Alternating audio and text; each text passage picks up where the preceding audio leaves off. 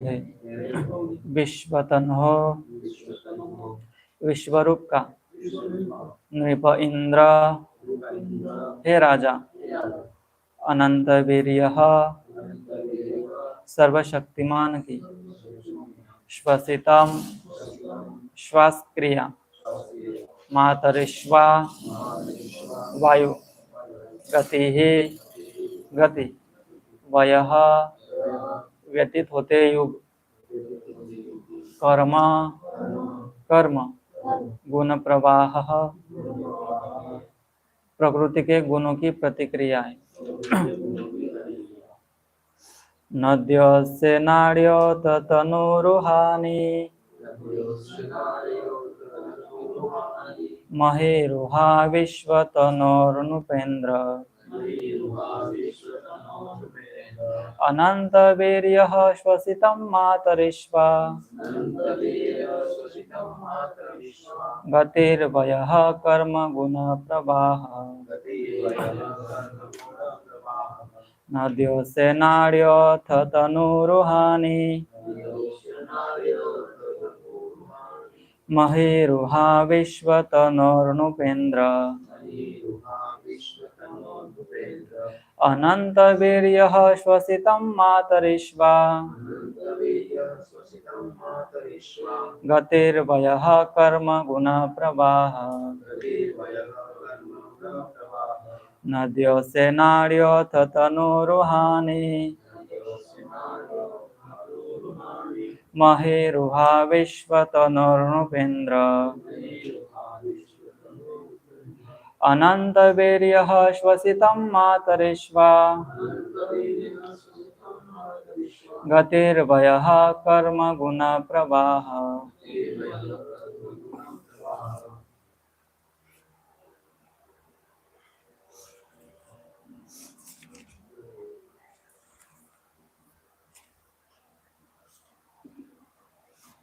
नद्योस्य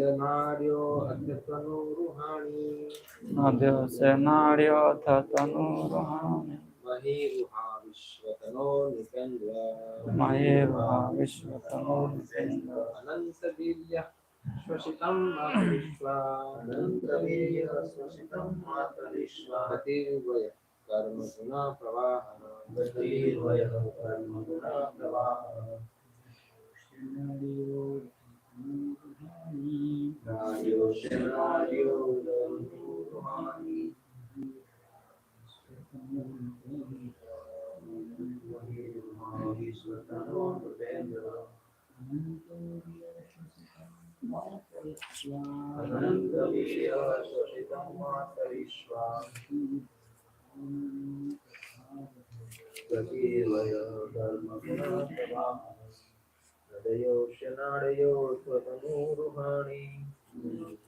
नाड्योथ तनुरुहानि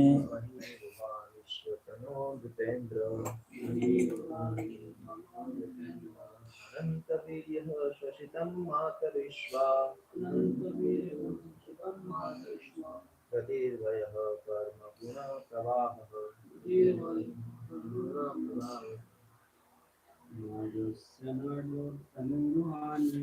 नद्योस्य नाड्योथ तनुरुहानि महेरुहा विश्वतनोर्नुपेन्द्र अनंत वीर्यः श्वसितं मातरिश्वा गतिर्वयः कर्म गुण प्रवाह नद्योस्य नाड्योथ तनुरुहानि महेरुहा विश्वतनोर्नुपेन्द्र अनंत वीर्यः श्वसितं मातरिश्वा गतिर्वयः कर्म गुण प्रवाह। अनुवाद एवं तात्पर्य श्री श्रीमद् अभय चरणारविंद भक्ति वेदांत स्वामी इस्कॉन के संस्थापक आचार्य के द्वारा। हे राजन, नदियाँ उस विराट की नसें है, वृक्ष उनके रोम है और सर्वशक्तिमान वायु उनकी श्वास है। व्यतीत होते युग उनकी गति तथा प्रकृति के तीनों गुणों की प्रतिक्रियाएं ही उनके कार्यकलाप है। भगवान न तो जड़ पत्थर तात्पर्य भगवान न तो जड़ पत्थर है, न ही वह निष्क्रिय है। जैसा कि कुछ विचारधारा वाले सोचते हैं, वे समय के साथ गतिशील होते हैं, अतएव वे अपने वर्तमान कार्यकलापों के साथ साथ भूत तथा भविष्य के विषय में भी अपने वर्तमान कार्य सब कुछ जानते हैं, उनसे कुछ भी अनजान नहीं रहता। बद्धजीव प्रकृति के गुणों की प्रतिक्रियाओं द्वारा प्रेरित होते हैं और यही भगवान के कार्यकलाप है। जैसा कि भगवद गीता 7.12 में कहा गया है, प्रकृति के गुण उन्हीं के निर्देशन में कार्य करते हैं। अतएव कोई भी प्राकृतिक कार्य न तो निरुद्देश होता है, न ही स्वचालित। सारे कार्यकलापों के पीछे भगवान की अध्यक्षता की शक्ति कार्य करती है। इस तरह भगवान कभी निष्क्रिय नहीं होते, जैसा कि भ्रमवश गलत सोचा जाता है। वेदों का कथन है कि परमेश्वर को स्वयं कुछ नहीं करना होता, जैसा कि श्रेष्ठ जनों के किस्से में होता है, लेकिन सृष्टि के सारे कार्य उन्हीं की अध्यक्षता में संपन्न होते हैं। जैसा कहा जाता है कि उनकी स्वीकृति के बिना एक पत्ता भी नहीं हिल सकता। ब्रह्म संहिता 5.48 में कहा गया है कि सारे ब्रह्मांड तथा इनके अधीश्वर ब्रह्मा उनके श्वास लेने की अवधि तक ही अस्तित्व में रहते हैं। यहाँ पर इसी की पुष्टि की गई है। ब्रह्मांडों के भीतर जिस वायु में सारे ब्रह्मांड तथा ग्रह स्थित है, वह अजित विराट पुरुष की श्वास का अंश मात्र है। अतएव मनुष्य नदियों, वृक्षों, वायु तथा बीतने वाले युगों के अध्ययन द्वारा भी भगवान की निर्विशेष धारणा से दिग्भ्रमित न होकर भगवान की सही धारणा बना सकता है। भगवद गीता 12.5 में कहा गया है कि जो परम सत्य के निर्विशेष विचार के प्रति आकृष्ट है, वे भगवान के सगुण स्वरूप के उपासकों की अपेक्षा अधिक कष्ट उठाते हैं। ओम अज्ञानतिमिरान्धस्य ज्ञानाञ्जनशलाकया चक्षुरुन्मीलितं येन तस्मै श्रीगुरवे नमः। श्रीचैतन्यमनोभीष्टं स्थापितं येन भूतले स्वयं रूपकदामयं ददाति स्वपदान्तिकं। वन्देऽहं श्रीगुरो श्रीयुतपदकमलं श्रीगुरून् वैष्णवांश्च श्रीरूपं साग्रजातं सहगणरघुनाथाभितं तं सजीवं साद्वैतं सावधूतं परिजनसहितं कृष्णचैतन्यदेवं श्रीराधा कृष्ण पादान् सहगण ललिता श्री विशाखान्वितांश। जय श्री कृष्ण चैतन्य प्रभु नित्यानंद श्री गदाधर श्रीवासादि गौर भक्तवृंद। हरे कृष्ण कृष्ण कृष्ण हरे हरे, हरे राम राम राम हरे हरे।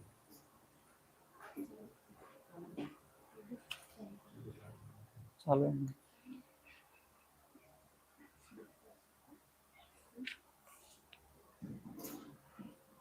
हरे कृष्णा। स्कंद 2 अध्याय 1 और श्लोक संख्या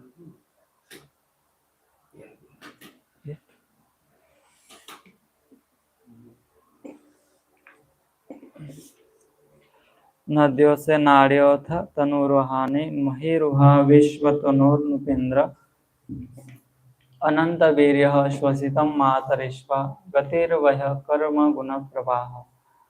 हे राजन, नदियाँ उस विराट शरीर की नसें है, वृक्ष उनके रोम है और सर्वशक्तिमान वायु उनकी श्वास है। व्यतीत होते युग उनकी गति तथा प्रकृति के तीनों गुणों की प्रतिक्रिया ही उनके कार्यकलाप है। तो इस अध्याय का शीर्षक है इस अनुभूति का प्रथम सोपान। कि अभी ये जो चर्चा है परीक्षित महाराज और सुखदेव गोस्वामी के बीच में चल रही है, उन्होंने जो परीक्षित महाराज का जो भी प्रश्न था उसके उत्तर के अनुपात में सुखदेव गोस्वामी उनको जवाब देने का प्रयास कर रहे हैं। तो उन्होंने जो सुखदेव गोस्वामी है, उन्होंने धीरे धीरे कैसे आत्म साक्षात्कार किया जाए प्राथमिक स्तर से लेकर उन्होंने बताया। कि पहले तो उन्होंने कहा कि 2 तरह के लोग हैं, एक आध्यात्मवादी है और एक भौतिकतावादी। भौतिकतावादी कौन है? जिनकी रुचि मैं और मेरे में है, तो मैं शरीर हूँ और मेरे शरीर के संबंधी जो भी वस्तुएं हैं वो मेरी है। तो इन्हीं की तुष्टि पुष्टि और संतुष्टि के लिए वो जीवन जीते हैं। इनको भौतिकतावादी कहा जाता है। लेकिन जो अन्य है दूसरे कैटेगरी जो है आध्यात्मवादी। आध्यात्मवादी का अर्थ है जो आत्मा में रुचि रखता है, आत्मा में विश्वास करते हैं और इन शरीर के परे आत्मा का अस्तित्व है और ये समझकर फिर आत्मा किसके द्वारा चलायमान है, आत्मा कैसे कार्य करती है, तो ये जानकर फिर अध्यात्मवादी व्यक्ति उसके लिए प्रयासरत होता है। तो यहाँ पर उसी व्यक्ति के बारे में चर्चा चल रही है कि अध्यात्मवादी व्यक्ति कैसे आत्म साक्षात्कार कर सकता है। लेकिन यहाँ पर प्रभुपाद जी कहते हैं कि ये जो यहाँ पर चर्चा चल रही है भगवान के विराट स्वरूप का वर्णन है कि कैसे ये जगत जो हमें दृष्टिगोचर होता है, ये जगत भी कैसे भगवान के संबंध में है। और ये साक्षात्कार अध्यात्मवादी व्यक्ति तो ये समझता है, इसलिए वो आगे के स्तर तक जाता है कि वो आत्मा के लेवल पर वो कार्य करने लगता है। लेकिन जो इसमें इतना निपुण नहीं है अपनी सीमित इंद्रियों के कारण, तो वो कैसे साक्षात्कार करे। इसलिए यहाँ पर ये कहा गया है कि भगवान का जो ये शरीर है, एक विराट शरीर है, ये भी भगवान का शरीर है और जो भी यहाँ पर जो गतिविधियां होती है वो भी भगवान के द्वारा ही नियोजित है। ऐसा नहीं कि ये हम देखेंगे कि जो आज के तात्पर्य में प्रभुपाद जी कहते हैं कि ये भौतिक जगत भी उन्हीं की अध्यक्षता में कार्य करते हैं और ये जो जगत है ये कोई निरुद्देश्य यानी कोई उद्देश्य नहीं है, ऐसा नहीं है, और स्वचालित, और ये जगत स्वयं चलित भी नहीं है, कोई तो चला रहे हैं। हाँ, जगत का पहले तो कोई उद्देश्य से बनाया गया है। हाँ, हम क्या कहते हैं कि ये जगत का कोई उद्देश्य नहीं है, इसलिए हम अपने उद्देश्य अपनी इच्छाएं पूर्ण करने का प्रयास करते हैं, अपनी इंद्रिय तृप्ति वाली इच्छाएं पूर्ण करने का प्रयास करते हैं। लेकिन प्रभुपाद जी या भगवान कहते हैं कि ये जगत कुछ उद्देश्य के लिए बना है। हम देखते हैं कि इस जगत में हर कोई छोटी से लेकर बड़ी जो भी चीज है उसका कोई ना कोई पर्पज है, किसी ना किसी कोई ना कोई उद्देश्य जरूर है। जिसे हम घड़ी देखते हैं, घड़ी का उद्देश्य भी है हमें समय दिखाना है, मोबाइल है, अन्य कोई है, जो भी वस्तुएं है हमें दृष्टिगोचर होती है, एक माइक है, इसका भी एक उद्देश्य से बनाया गया है। यानी बिना उद्देश्य के कोई चीज अस्तित्व में नहीं होती। ये शरीर है, शरीर का भी एक उद्देश्य है। हर कोई है, चटाई से लेकर हर कोई चीज है जो किसी ना किसी उद्देश्य से बनाई गई है। तो हम ये भौतिक जगत देखते हैं, ये वो हवा है, ये सूर्य प्रकाश है, ये पेड़ है, पौधे है, ये नदियां है जो आज के श्लोक में आए हैं। ये नदियां है, ये क्या है, ये भगवान की नसें है। और ये जो हवा है ये जो भगवान का श्वास है। और जो ये युग चलते हैं जैसे सत्य युग, त्रेता, द्वापर, कली, ये भगवान के कार्यकलाप है। तो हर कोई उद्देश्य है, वृक्ष है, उनके रोम है। तो हम कहते हैं कि जैसे हम इस विराट शरीर से ये पता लगा सकते हैं कि भगवान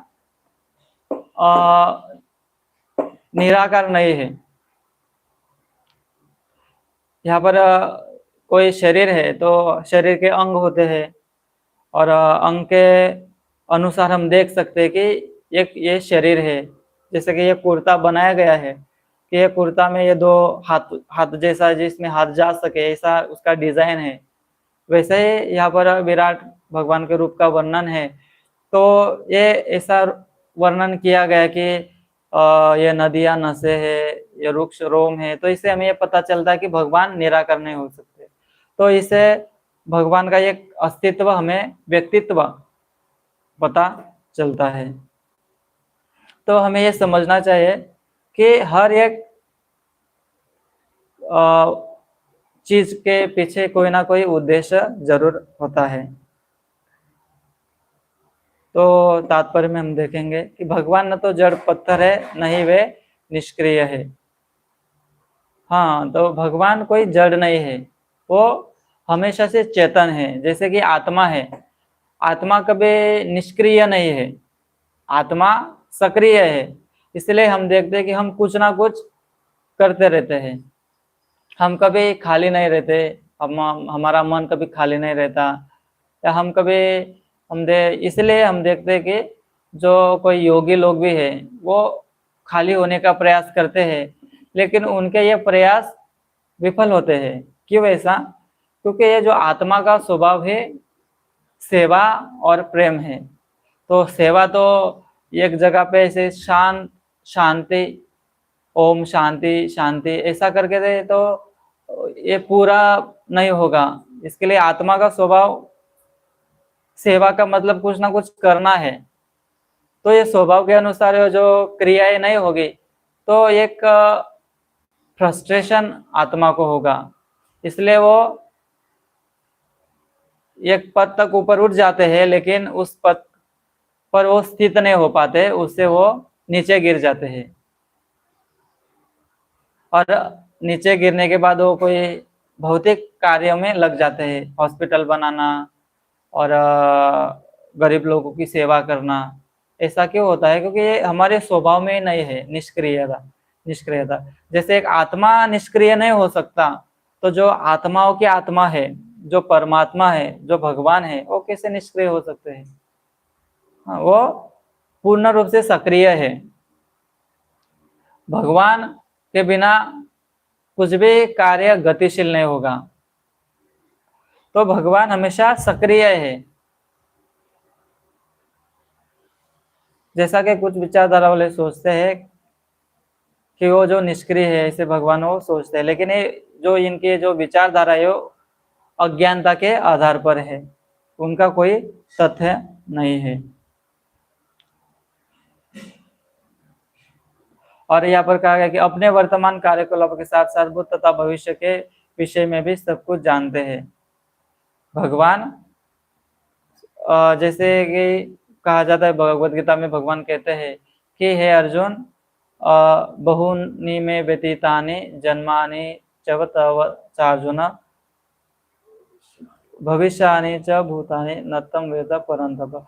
कि जो ये जो भगवद गीता में भगवान कहते हैं कि हे अर्जुन, कि आप जो हो वो आप वर्तमान और भविष्य के बारे में नहीं जानते हो। आपके अनेक अनेक जन्म हो चुके हैं, तो पिछले जन्म आप नहीं जानते, लेकिन मैं जानता हूँ। तो इससे हमें पता चला कि भगवान अभी के बारे में नहीं, वो तो सबसे जो पहले से है भगवान, तो सब जन्म हमारे भी और उनके भी जो भी अवतार होते हैं वो भगवान सब कुछ जानते हैं, लेकिन हम नहीं जान सकते क्योंकि हम सीमित है।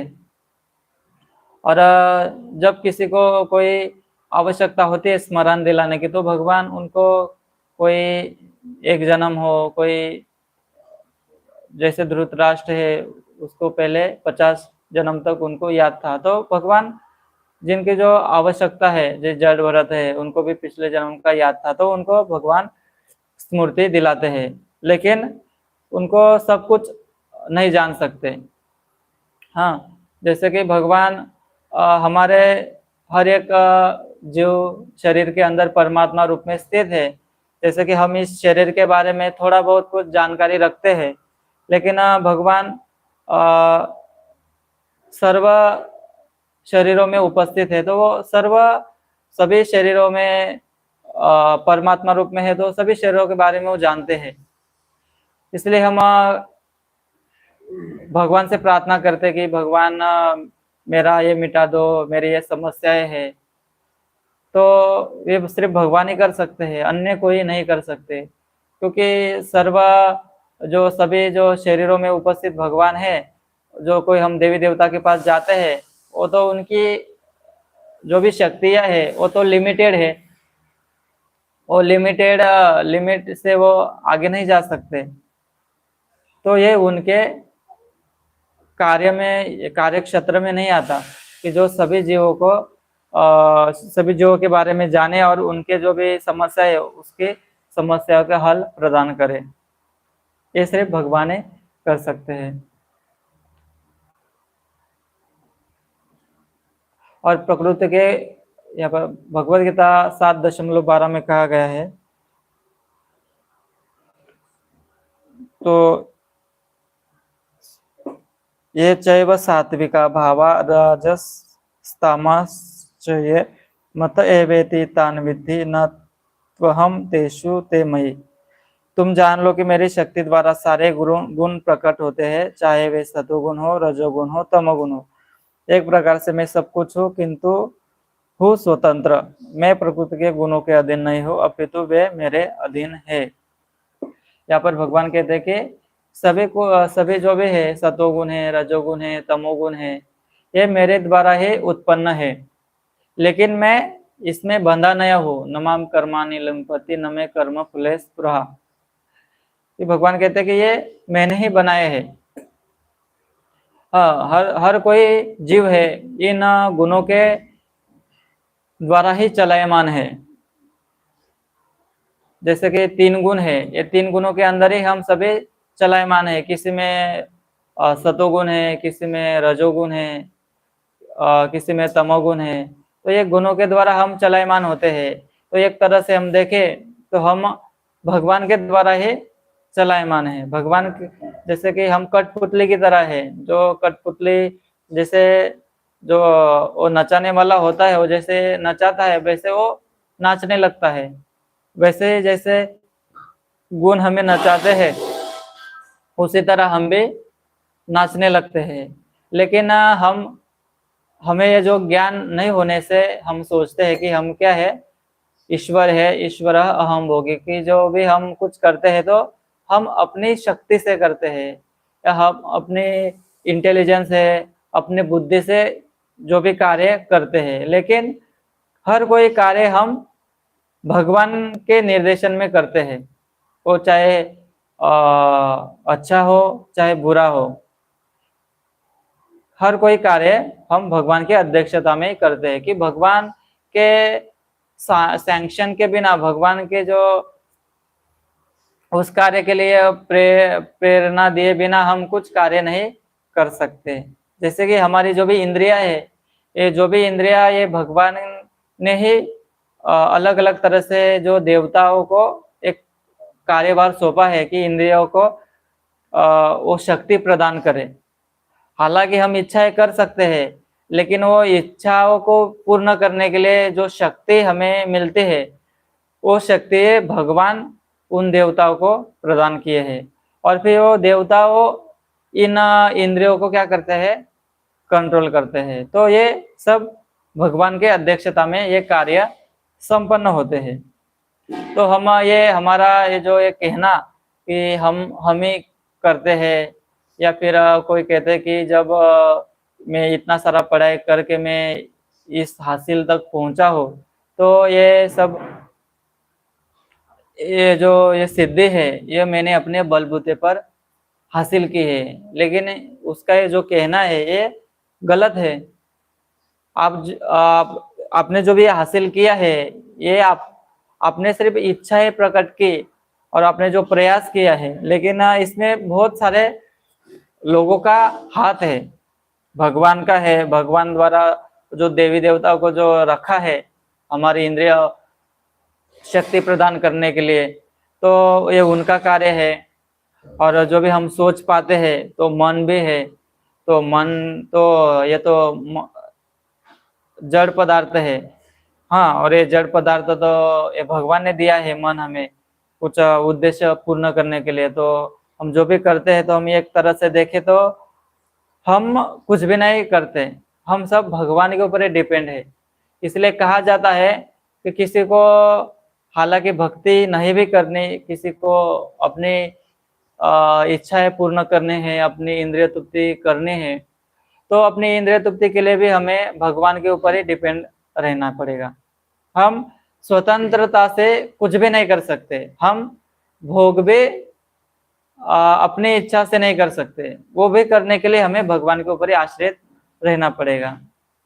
इसलिए कहा जाता है कि अकाम सर्व काम व मोक्ष काम उदारते।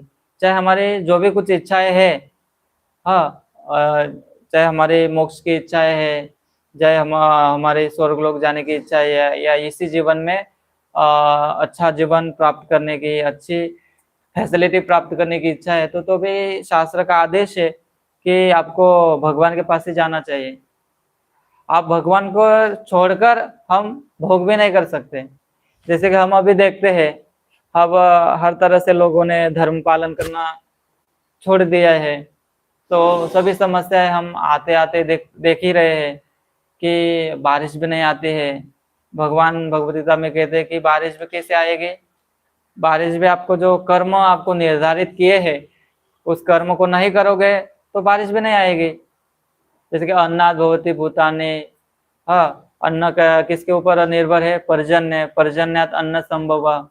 और पर्जन्य कैसे आएगा, यज्ञ कर्म समुद्भव, कि जब आपको निर्धारित किए हैं, चाहे आप वैश्य हो, शूद्र हो, ब्राह्मण हो, तो आप इन कार्यों को आप करते रहेंगे तो इन कार्यों को करते रहने से आपको भगवान संतुष्ट होंगे।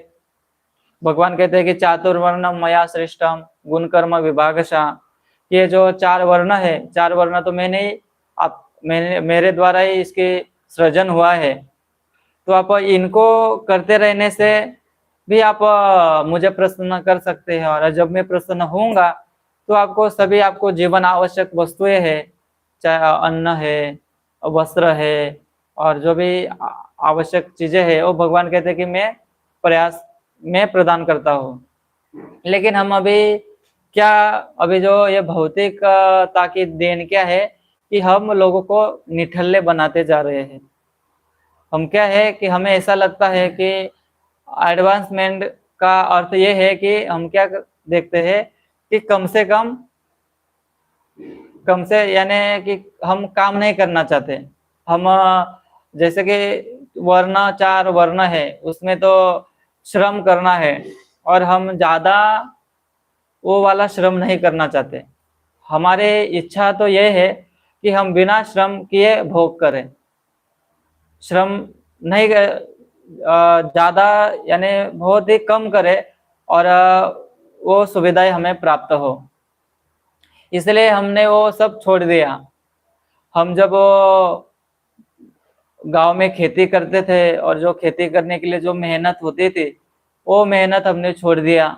हम सिटी में चले गए, और सिटी में थोड़ा वो जो काम, जो हाथ पैर चलाना था, जो श्रम का कार्य था, जिससे पसीना निकलता था, वो हमने छोड़ दिया। हम अभी एसी में चले गए, कुर्सी पर बैठने लगे घंटों घंटों, और फिर उससे वो अर्थ उपार्जन करने लगे। लेकिन इससे अर्थ आएगा, लेकिन जो आपको जो खेत में काम करने से जो आपका परिश्रम होता था, और उससे फिर आपका जो भी शरीर का मेंटेनेंस है, वो वैसे हो जाता था। आपको कोई तकलीफ नहीं होती थी, आप बीमारी नहीं गिरते थे। वो पसीने से आपका सब शरीर के जो एक्टिविटीज है वो रूटीन में चलते रहते थे। लेकिन अभी ऐसा नहीं रहा। अभी आप जो कमाते हैं, और वही कमाने के जो पैसे हैं, आप वो जिम में लगाते हैं, आप वही और शरीर को मेंटेन करने के लिए लगा रहे हैं, दवाई में जा रहे हैं। तो इससे क्या अर्थ हुआ फिर? आप उससे अच्छा तो खेत में काम करते थे। लेकिन अभी यहाँ पर काम करने से आपके ऊपर जो बॉस होगा आपको प्रेशर देगा, आपका मानसिक तनाव बढ़ेगा, और वो तनाव के कारण आप तो सो भी नहीं पाएंगे, आपको वो नींद की गोलियां खानी पड़ेगी।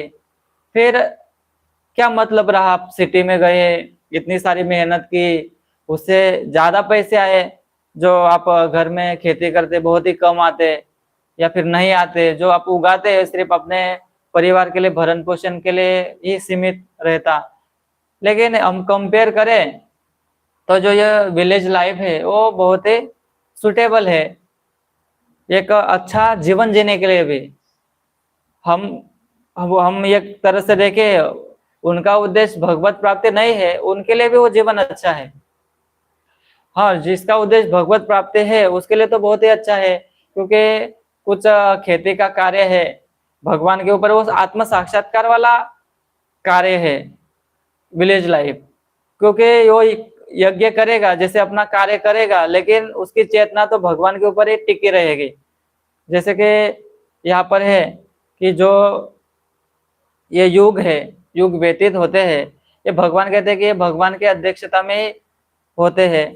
तो हम बारिश आएगी तो उसके लिए हमें भगवान से प्रार्थना करनी पड़ेगी, उसके लिए हमारे जो भी निर्धारित किए गए कर्म है वो करने पड़ेंगे।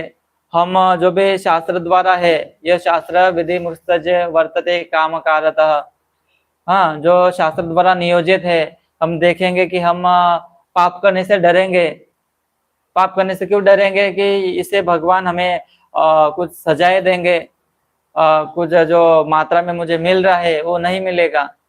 इस कारण से उन चीजों से हम दूर रहने का प्रयास करेंगे। लेकिन अभी हम भौतिकता में आ गए तो इससे हमारा विश्वास चला गया, भगवान के प्रति विश्वास चला गया और हमारे प्रति विश्वास बढ़ गया कि मैं ही कमाता हूँ और इससे हमारा घर चलता है, तो भगवान के ऊपर क्यों विश्वास किया जाए? भगवान ही सब चलाते हैं, हम ऐसा क्यों माने? हाँ, तो हमें फिर ये क्या हुआ, ईश्वर हम भोगे की जो विचारधारा है ये बढ़ती गई। और ये विचारधारा जैसे जैसे बढ़ती रही है, वैसे वैसे जो लोग हैं अपना जीवन नष्ट कर रहे हैं और अपने विनाश की ओर चल रहे हैं। तो ये धीरे धीरे पतन हो रहा है लोगों का, और ये नरक की तरफ जा रहे हैं। ऐसा उनको लग रहा है कि हम उन्नति कर रहे हैं, एक्चुअली उन्नति नहीं है, ये अधोगति है।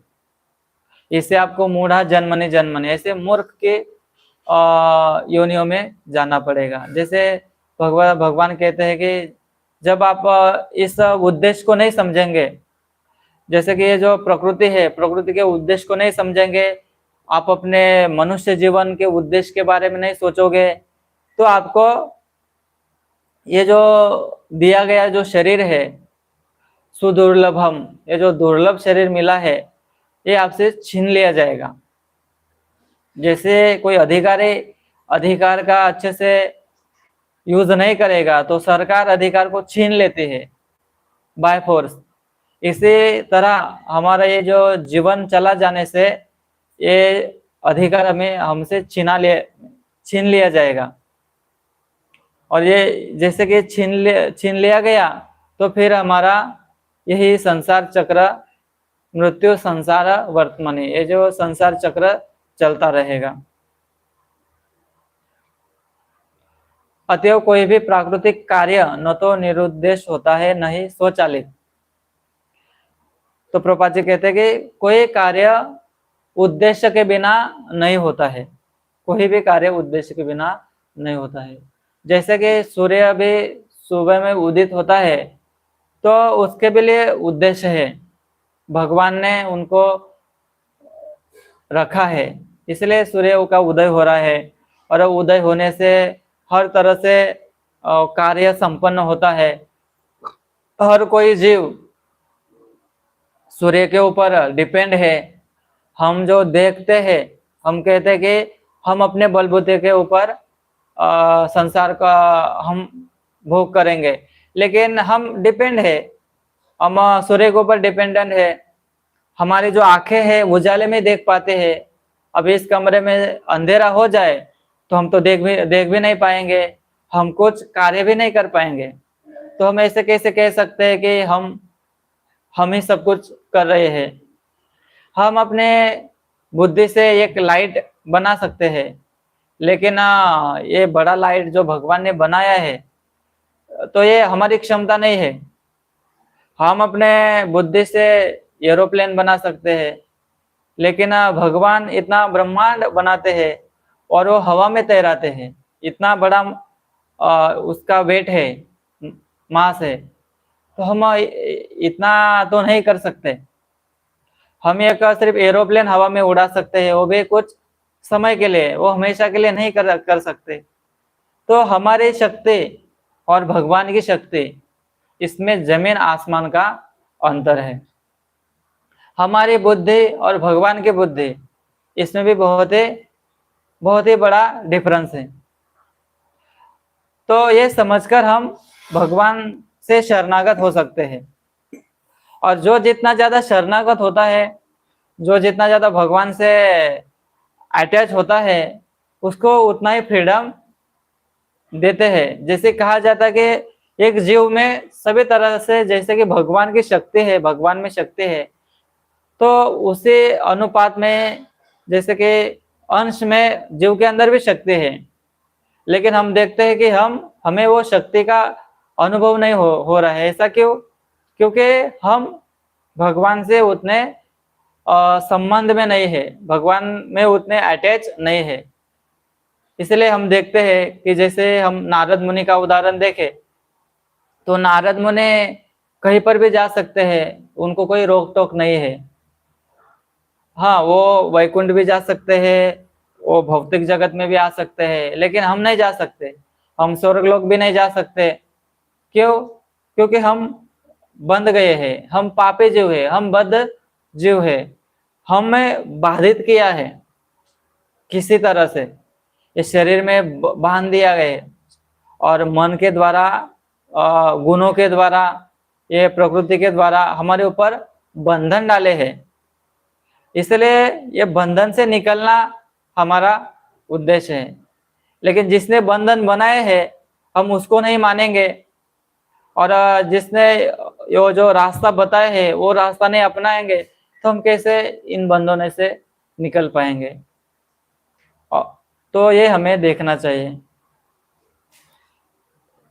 और सारे कार्यकलापों के पीछे भगवान की अध्यक्षता की शक्ति कार्य करते हैं। हर एक कार्य के पीछे भगवान ही अध्यक्षता में है।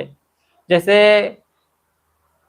कोई कंपनी है, कंपनी का मालिक है, हालांकि सभी कार्य मैनेजर द्वारा, उसके जो नियोजित है, कोई अधिकारी लोग होंगे या कोई लेबर वर्क करने वाले होंगे, वो सब कार्य कर लेते हैं।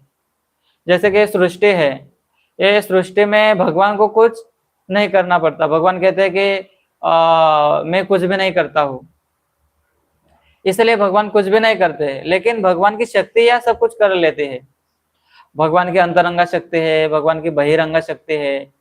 अब हम जो जीव है, हम भी भगवान की कौन सी शक्ति में आते हैं? तटस्थ शक्ति है।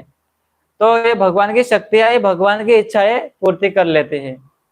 इसलिए भगवान की अध्यक्षता में हो रहा है। जैसे कि मालिक है, घर का मालिक है, हाँ, तो घर में नौकर चाकर रहते हैं, तो नौकर चाकर सब कुछ कार्य कर लेते हैं। भगवान, जो मालिक को कुछ नहीं करना होता, इसलिए भगवान है जो भगवान की शक्ति या भगवान के जो भी भगवान इच्छा करने मात्र से भगवान की शक्तियां वो कार्य कर लेती है।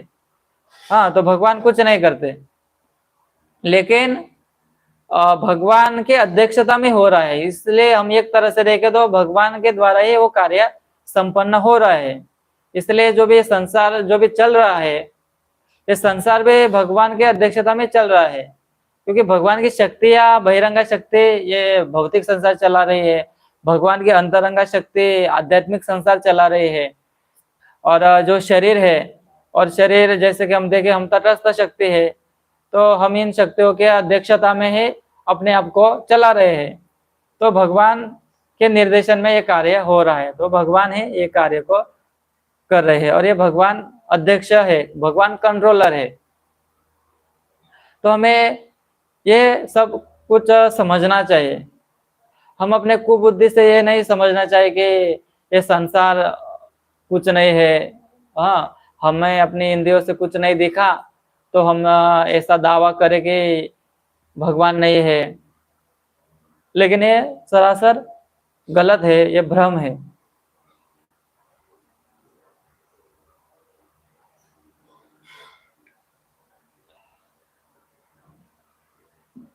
परमेश्वर को स्वयं कुछ कार्य नहीं करना होता, जैसा कि श्रेष्ठ जनों के किस्से में होता है, लेकिन सृष्टि के सारे कार्य उन्हीं की अध्यक्षता में संपन्न होते हैं।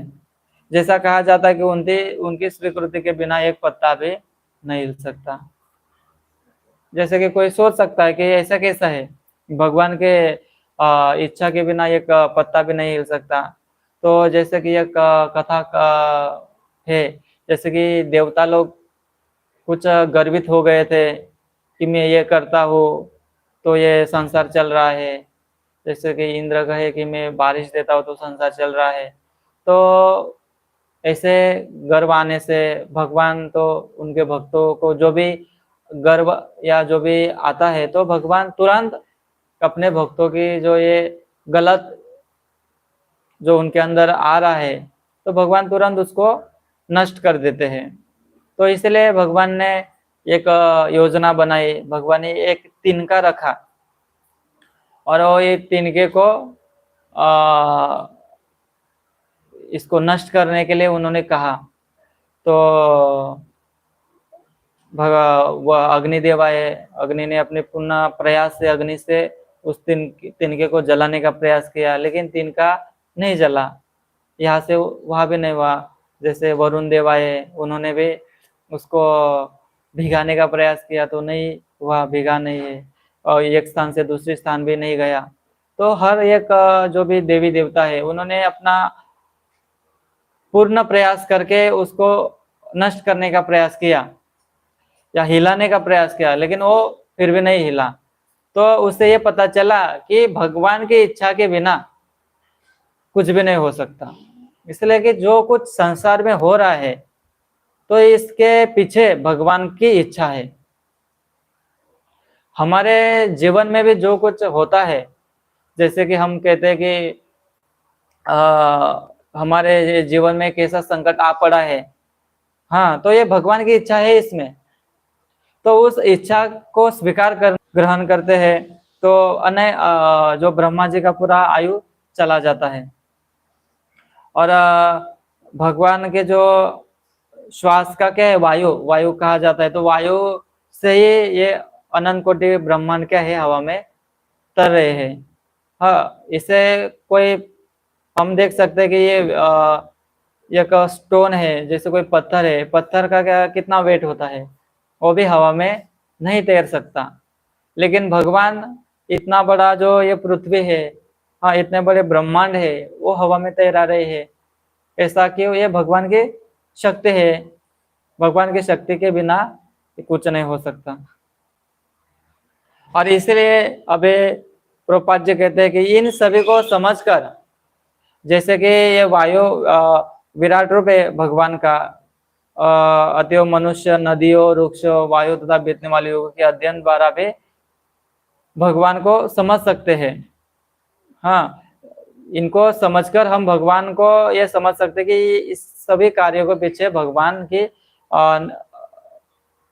अध्यक्षता प्रमुख है। भगवान के अध्यक्षता के द्वारा ही ये सभी कार्य हो रहे हैं। और ये सभी भगवान का विराट स्वरूप का क्या है, एक अंग है।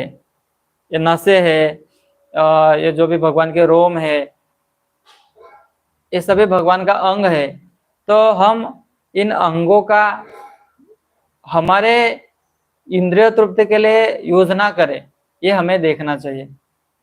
जैसे कि यहाँ पर नदियां है, जैसे कि पानी, तो पानी भी भगवान का विराट रूप का ही एक अंग है। तो ये भी हम देख सकते हैं कि हम अनावश्यक मात्रा में नष्ट भी ना करें। जैसे कि भगवान की जो ये ऊर्जा है, शक्ति है ना, भगवान की ये शक्तियां है, तो पानी भी हमें ज्यादा मात्रा में अनावश्यक रूप में नष्ट नहीं करना चाहिए। अनावश्यक रूप में हमें वृक्षों को भी काटना भी नहीं चाहिए, क्योंकि ये भगवान का शरीर है। हमें ये देखना चाहिए कि ये भगवान के शरीर को हम नष्ट करेंगे तो ये भगवान को दुख होता होगा। तो ये जो भी हम, क्योंकि ये क्या है, ये शास्त्र चक्षु है, ये भगवान का विराट स्वरूप हमें क्या दृष्टि दे रहा है, ये शास्त्र चक्षु से हम इस दुनिया को देखें। विद्या विनय संपन्ने ब्राह्मणे गभ्यस्तिनि सुनी चैव सुपाके च पंडिता समदर्शिना, कि जो पंडित है वो समदर्शी है, वो हर एक वस्तु में भगवान को देख सकता है, हर एक वस्तु में, चाहे वो कुत्ता हो, चाहे पेड़ हो, चाहे पौधे हो, चाहे नदियां हो, चाहे वृक्ष हो, चाहे कोई जीव हो, हर एक में वो भगवान की उपस्थिति देखता है और उन उपस्थिति के अनुसार उनको वो सम्मान प्रदान करते हैं। जैसे कोई कहा जाता है कि जो कोई उत्तम अधिकारी है वो कनिष्ठ अधिकारी को इसलिए प्रणाम करते हैं क्योंकि उनके अंदर परमात्मा रूप में भगवान उपस्थित है, तो वो परमात्मा को सम्मान देने के लिए वो प्रणाम करते हैं। जैसे कि हमने देखा भागवत के 34 स्कंद में आता है कि जो शिवजी है वो दक्ष को इसे प्रणाम नहीं करते, लेकिन भागवत में कहा गया है कि जो दक्ष के अंदर जो परमात्मा रूप में भगवान है, तो उन्होंने परमात्मा रूप में भगवान को तो नमस्कार कर लिया था, इसलिए उनको ऐसे शारीरिक रूप में ऐसा कोई सम्मान देने की आवश्यकता नहीं थी ऐसा। तो ये उत्तम अधिकारी ये सब कुछ करते हैं, इसलिए हम जो भी शास्त्र चक्षु से जो भी इस दुनिया को देखेंगे तो हम पाप करने का कोई वजह ही नहीं बचेगी, क्योंकि उसकी जो चेतना है, चेतना भौतिक है ही नहीं, चेतना आध्यात्मिक है, और आध्यात्मिक चेतना में एक तरह से जो कोई स्थित है, जो कोई स्थित प्रज्ञ होगा तो स्थित प्रज्ञ तो वैसे कोई गलत कार्य नहीं करेंगे, वो हर एक कार्य के पीछे भगवान की उपस्थिति को महसूस करेंगे और हर एक चेतना भगवत चेतना में वो कार्य संपन्न होगा। तो इसलिए उसको कहा जाता है कि वो समाधि में है। समाधि का अर्थ है कि हम हर एक कार्य को भगवान के संबंधित में देखें। समाधि का ये नहीं है कि ध्यान लगाकर बैठा जाए सिर्फ और कोई ओम है, कोई भगवान का कोई स्मरण करना, वही समाधि नहीं है। हम ऐसे कार्य करते रहते भी समाधि में हो सकते हैं। जैसे कि भक्त को कहा जाता है कि वो हमेशा से समाधि में है, तो हम इसे कैसे समझ सकते हैं? तो इस तरह से समाधि में है कि वो भगवान के संतुष्ट के अलावा और कुछ भी कार्य नहीं कर रहा है, इसलिए वो हर 24 घंटे समाधि में है। तो ये एक सामान्य जो भौतिकतावादी है वो ये समझने में वो सही नहीं होगा। तो हम ये देख सकते हैं कि जो भगवान का जो विराट रूप है, भगवान का विराट स्वरूप है, तो ये विराट स्वरूप से हम भगवान का स्मरण करें, क्योंकि भक्त है, हम अभी प्रयास कर रहे हैं भक्ति करने।